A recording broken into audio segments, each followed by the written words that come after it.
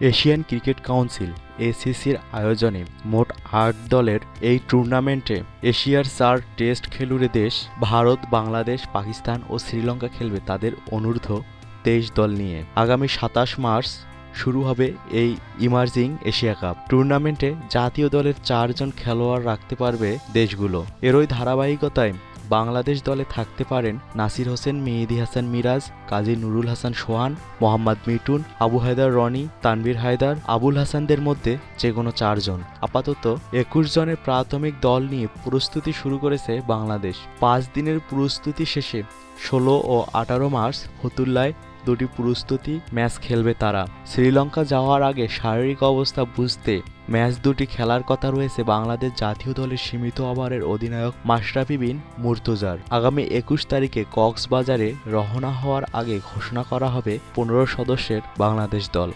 দলের অধিনায়ক কে হবেন সেটা এখনও নির্ধারণ না হলেও কোচিং স্টাফ ঠিক হয়েছে এরই মধ্যে। দলের প্রধান coach Mizanur Rahman, batting coach Nurul Abedin এবং ফিল্ডিং কোচ সাইফুল ইসলাম।